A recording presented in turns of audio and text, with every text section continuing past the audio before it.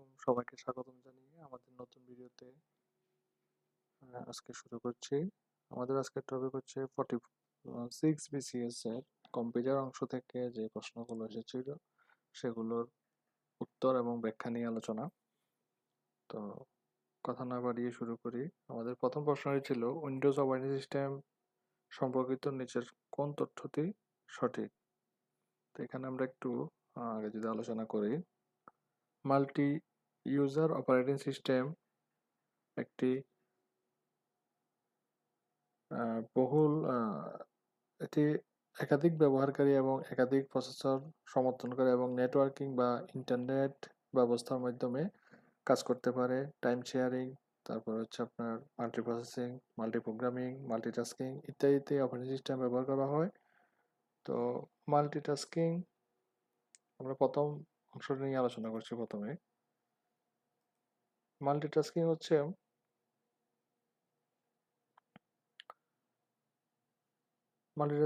ইত্যাদিতে এই অপারেটিং সিস্টেমটি ব্যবহার করা হয়। এটি বর্ণভিত্তিক ও চিত্রভিত্তিক উভয় হতে পারে, যেমন উইন্ডোজ 95, 98, উইন্ডোজ 10, উইন্ডোজ 11, ভিস্তা ইত্যাদি। এরপরে 2 নম্বর অপশন ছিল এটি ওপেন সোর্স অপারেটিং সিস্টেম কিনা। তো ওপেন সোর্স অপারেটিং সিস্টেমগুলো কি? যে সকল অপারেটিং সিস্টেমের উপর সবার জন্য উন্মুক্ত বা বিনামূল্যে সংগ্রহ করা যায় এবং যে কেউ এর সকল কোড তার ইচ্ছামতো পরিবর্তন, পরিমার্জন ইত্যাদি করতে পারে এবং নিজে ব্যবহার করতে পারে, অন্যকে ব্যবহারের জন্য বিতরণ করতে পারে, তাকে ওপেন সোর্স বলে। যেমন লিনাক্স, উবান্টু, তারপর হচ্ছে আপনার free BSD, net BSD, open BSD, এগুলো হচ্ছে জিএনইউ, এগুলো হচ্ছে ওপেন সোর্স অপারেটিং সিস্টেমের উদাহরণ। তো এখানে বলা হয়েছিল উইন্ডোজ অপারেটিং সিস্টেম সম্পর্কে জেনে যান কোন তথ্যটি সঠিক। অপশানে লিড দেওয়া ছিল মাল্টিটাস্কিং অপারেটিং সিস্টেম, তারপর ওপেন সোর্স অপারেটিং সিস্টেম। আবার বলা হয়েছে ক খ উভয় সত্য, আবার বলা হয়েছে 4 নম্বরে কোনটি সত্য নয়। তো এখানে সঠিক উত্তর হচ্ছে ক, কারণ হচ্ছে উইন্ডোজ কিন্তু আপনার ওপেন সোর্স না। আপনাকে উইন্ডোজ কিন্তু ওদের কোড বা এগুলো প্রোভাইড করবে না। সেক্ষেত্রে এটি হচ্ছে মাল্টিটাস্কিং অপারেটিং সিস্টেম। 2 নম্বর প্রশ্নটি ছিল নিচের কোনটি কম্পিউটার মেমোরি হিসাবে দ্রুততম। অপশানে দেওয়া ছিল র্যাম, হার্ড ডিস্ক, রম, রেজিস্টার। সঠিক উত্তর হচ্ছে এখানে রেজিস্টার। প্রক্রিয়াকরণের সময় কম্পিউটার তার যাবতীয় তথ্যাবলী ও প্রোগ্রাম যেখানে ধারণ করে রাখে তা হলো রেজিস্টার। মাইক্রোপ্রসেসরের অভ্যন্তরে ইলেকট্রনিক সার্কিট দিয়ে এইসব রেজিস্টার গঠিত। রেজিস্টারগুলো তথ্যকে তাৎক্ষণিকভাবে ধরে রাখে এবং রেজিস্টার থেকে তথ্য প্রক্রিয়াকরণ সহজ হয়।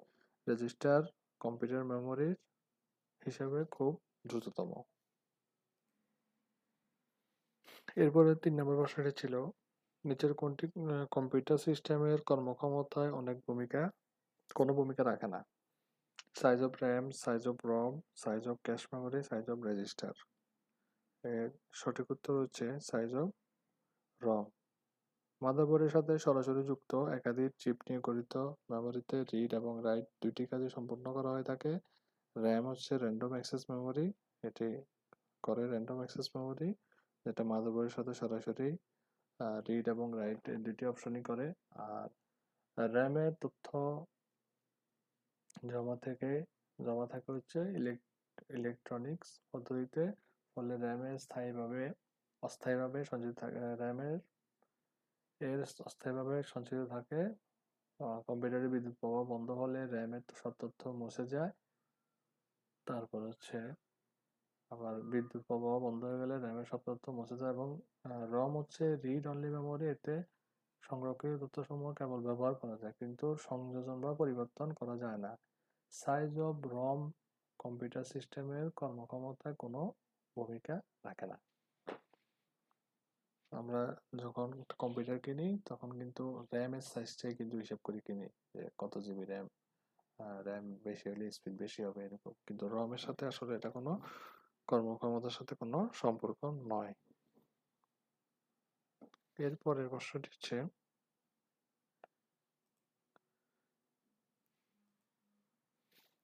নিচের কোনটি অক্টাল সংখ্যা 24/8 বাইনারি রূপ? তাহলে নিচের কোনটি অক্টাল সংখ্যা 24/8 সঠিক বাইনারি রূপ? সঠিক উত্তর হচ্ছে খ 010 100 2। এটার একটা ব্যাখ্যা আমরা দিয়ে দিয়েছি। 2 সমান হচ্ছে 010 আর 4 সমান হচ্ছে 100। তাহলে এখানে 24 সমান হচ্ছে 010100। নেক্সট আমাদের 5 নম্বর প্রশ্ন ছিল, একটি অপারেটিং সিস্টেম একজন ব্যক্তিকে বিভিন্ন সিম্বল, আইকন অথবা ভিজুয়াল মেটাফোর এর মাধ্যমে কম্পিউটারের সাথে সংযোগ স্থাপনে ভূমিকা পালন করে। নিচের কোনটি এই শ্রেণীর কাজকে নির্দেশ করে? অপশন দেওয়া ছিল command line interface, graphical user interface, block user interface, top user interface. এটা সঠিক উত্তর হচ্ছে গ্রাফিক্যাল ইউজার। গ্রাফিক দিয়ে আসলে যে ছবি আঁকা, বিভিন্ন সিম্বল, আইকন এবং ভিজুয়াল রিপ্রেজেন্টেশনের জন্য গ্রাফিক্যাল ইউজার ইন্টারফেস ইউজ করা হয়। নেক্সট প্রশ্নটি 6 নাম্বার, নিচের কোন বিবৃতিটি কম্পাইলার সম্পর্কিত সঠিক? তো কম্পাইলারের আমরা প্রধান প্রধান সুবিধাগুলো যদি একটু দেখি, কম্পাইলারের প্রধান সুবিধা হচ্ছে পুরো প্রোগ্রামটিকে একেবারে বন্ধ বস্তু প্রোগ্রামে অনুবাদ করে। তারপর হচ্ছে প্রোগ্রামে কোনো ভুল থাকলে তা আইডেন্টিফাই করে কম্পাইলার। তারপর হচ্ছে প্রধান মেমোরিতে প্রয়োজনীয় স্থিতি অবস্থানের ব্যবস্থা করা হয়, যেটাকে অ্যালোকেশন বলা হয়। তারপর হচ্ছে প্রয়োজনীয় বস্তু বা উৎস প্রোগ্রামকে ছাপিয়ে বের করা। কম্পাইলারের অসুবিধা হচ্ছে কম্পাইলার যেহেতু পুরো প্রোগ্রামটিকে একেবারেই বস্তু প্রোগ্রাম অনুবাদ করে, তাই ধাপে ধাপে এই ভুল শনাক্ত করা যায় না, ফলে সাথে সাথে সংশোধন করা যায় না। তাহলে এখানে প্রশ্ন ছিল নিচের কোন বিবৃতিটি কম্পাইলার সম্পর্কিত সঠিক? সঠিক উত্তর হচ্ছে এটি একেবারে পুরো প্রোগ্রাম অনুবাদ করে। এরপরে নিচের কোনটি সোশ্যাল মিডিয়া প্ল্যাটফর্ম নয়? সোশ্যাল মিডিয়া প্ল্যাটফর্ম বলতে হচ্ছে সামাজিক যোগাযোগ মাধ্যম। তো সামাজিক যোগাযোগ মাধ্যমের ভিতরে আছে Facebook, Messenger, Instagram, LinkedIn, Pinterest ইত্যাদি। আর অপশনের ভিতরে গুগল হচ্ছে সার্চ ইঞ্জিন। সার্চ ইঞ্জিনের সাহায্যে ক্যাটাগরি অনুসারে ওয়েবসাইট খুঁজে বের করা যায়। তাহলে এখানে সঠিক উত্তর হচ্ছে ঘ গুগল। এরপরে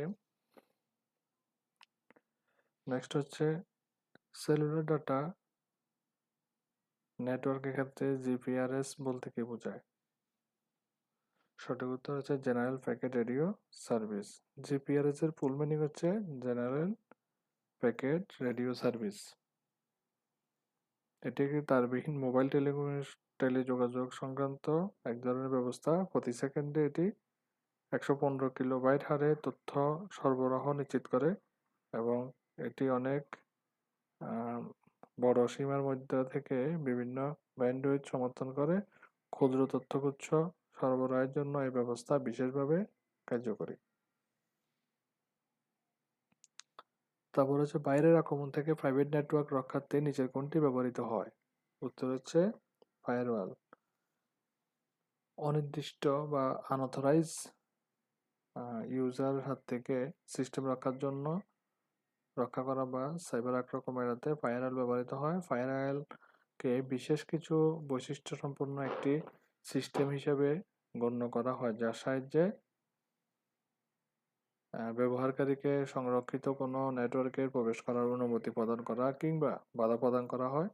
ফায়ারওয়াল প্রোটেক্টেড সিস্টেমের সাধারণত নেটওয়ার্কের ভিতর থেকে বাইরে সবকিছু ব্যবহার করা যায়, তবে অন্য কোনো নির্দিষ্ট ব্যবহারকারী এই নেটওয়ার্কে প্রবেশ করতে পারে না। শুধুমাত্র বৈধ ব্যবহারকারী এটি ব্যবহার করতে পারে, যেমন কোনো একটা ওয়েবসাইট, সেসব ডোমেইন বিশিষ্ট প্রতিষ্ঠান ব্যবহার করতে পারবে যারা এর সাথে চুক্তিবদ্ধ। তাহলে সঠিক উত্তর হচ্ছে ফায়ারওয়াল। এরপরে 10 নম্বর, নিচের কোনটি সার্চ ইঞ্জিন নয়? উত্তর হচ্ছে সাফারি। সার্চ ইঞ্জিন হচ্ছে এক ধরনের টুল, যে টুল ইন্টারনেটের সকল ওয়েবসাইটের ভান্ডার তার বুকে ধারণ করে রাখে। সার্চ ইঞ্জিনের সাহায্যে ক্যাটাগরি অনুসারে ওয়েবসাইট খুঁজে বের করা যায়, যেমন গুগল, ইয়াহু, বিং, আক্স.কম, এমএসএন, পিপিলিকা ইত্যাদি। আর ওয়েব ব্রাউজার হচ্ছে এক ধরনের বিশেষ ধরনের প্রোগ্রাম যা ওয়েব পেজ প্রদর্শনে ব্যবহৃত হয়। এইচটিএমএল ভিত্তিক ডকুমেন্ট পেজ প্রদর্শনের জন্য ইউনিক্স ভিত্তিক প্রথম গ্রাফিক্স ব্রাউজার প্রণীত হয়েছিল 1952 সালে, যেমন Google Chrome, Mozilla Firefox, Opera, safari, Microsoft Edge ইত্যাদি। 11 নম্বর হচ্ছে ইন্টারনেট জগতে হাইপারলিংক ডকুমেন্ট গুলোর কালেকশনকে কি বলে? উত্তর হচ্ছে www। www হচ্ছে ওয়ার্ল্ড ওয়াইড ওয়েবের সংক্ষিপ্ত রূপ। আর পৃথিবীর বিভিন্ন দেশের সার্ভারে রাখা ওয়েব পেজ প্রদর্শন করাকে ওয়েব ব্রাউজিং বলে। www ইন্টারনেটের সাথে সংযুক্ত হাজার হাজার কম্পিউটার ছড়িয়ে ছিটিয়ে থাকা পরস্পর সম্পর্কযুক্ত ডকুমেন্ট ব্যবহারকারীর গ্রহণ উপযোগী হিসেবে উপস্থাপনের কাঠামো। এটি পরস্পরের সাথে সম্পর্কযুক্ত শত শত সার্ভারের শ্রেণীবদ্ধগত রূপ। www এর সূচনা হয়েছে 1989 সালে CERN, the European centre for nuclear রিসার্চে টিম বার্নার্স-লি-কে ওয়ার্ল্ড ওয়াইড ওয়েবের জনক বলা হয়। গ্রাহকের চাহিদা অনুযায়ী ইউটিলিটি ভিত্তিক কম্পিউটিং পরিষেবা প্রদানের জন্য কোন প্রযুক্তিটি ডিস্ট্রিবিউটেড কম্পিউটিং এর একটি দৃষ্টান্ত? সঠিক উত্তর হচ্ছে ক্লাউড কম্পিউটিং। ক্লাউড কম্পিউটিং হলো এক ধরনের ইন্টারনেট সেবা যা কম্পিউটার ব্যবহারকারীদের কম্পিউটিং এর চাহিদাকে পূরণ করে।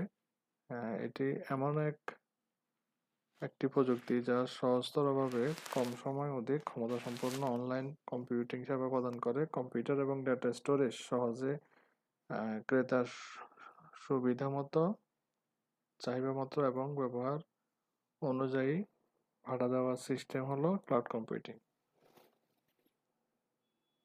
এরপরে প্রশ্ন রয়েছে, নিচের কোন নেটওয়ার্কটি সবচেয়ে বেশি জায়গা ব্যাপ্তি হয়? সঠিক উত্তর হচ্ছে ম্যান। এখানে অপশনের ভিতরে দেওয়া আছে ল্যান। ল্যান হচ্ছে লোকাল এরিয়া নেটওয়ার্ক। এটি সাধারণত 10 কিলোমিটার বা তার কম এরিয়াতে ব্যবহৃত হয়। তারপর হচ্ছে ম্যান। ম্যান হচ্ছে মেট্রোপলিটন এরিয়া নেটওয়ার্ক। এটি একটি শহরের বিভিন্ন স্থানে অবস্থিত কম্পিউটারকে নিয়ে নেটওয়ার্ক গঠন করে। এটি ল্যান থেকে বড় এরিয়া নিয়ে গঠিত হয়। তারপর অপশন আছে ওয়ান। ওয়ান হচ্ছে ওয়াইড এরিয়া নেটওয়ার্ক। এটি একটি দেশের বিভিন্ন গুরুত্বপূর্ণ শহরের সাথে নেটওয়ার্কিং সম্পন্ন করে। আর একটি দেওয়া আছে ফ্যান। ফ্যান হচ্ছে পার্সোনাল এরিয়া নেটওয়ার্ক, যা হচ্ছে ব্যক্তির ব্যক্তিগত স্থানে পরিসরে সাধারণত 10 মিটারের মধ্যে এটা ব্যবহার করা হয়, যেমন ল্যাপটপের সাথে মোবাইল, তারপরে যে ব্লুটুথের মাধ্যমে ছবি আদান প্রদান এই কাজে ব্যবহৃত হয়। তাহলে এখানে যদি সবচেয়ে বেশি জায়গা ব্যাপ্তি হচ্ছে ওয়ান। ওয়ান হচ্ছে মেট্রোপলিটন এরিয়া নেটওয়ার্ক।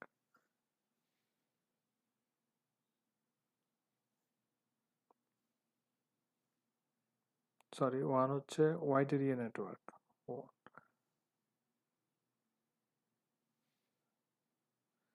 তারপরে হচ্ছে নিচের কোন প্রযুক্তি ফেস রিকগনিশন সিস্টেমে ব্যবহৃত হয়? Applied AI.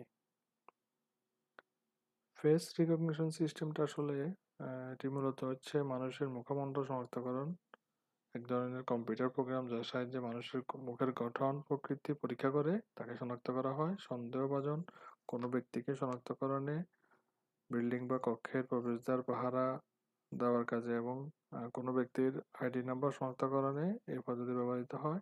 Applied artificial intelligence AI face recognition সিস্টেমের ক্ষেত্রে সহায়ক ভূমিকা পালন করে। তো সর্বশেষ প্রশ্নটি ছিল, নেটওয়ার্ক ট্রান্সমিশন রেট বলতে বোঝাতে ব্যবহৃত এমবিপিএস এর পুনরূপ কি? মেগাবিটস পার সেকেন্ড। এই ছিল টোটাল 46 বিসিএস এ কম্পিউটার অংশ থেকে যে প্রশ্নগুলো এসেছে তার উত্তর ব্যাখ্যা সহ। আমাদের চ্যানেলটি সাবস্ক্রাইব করে রাখবেন।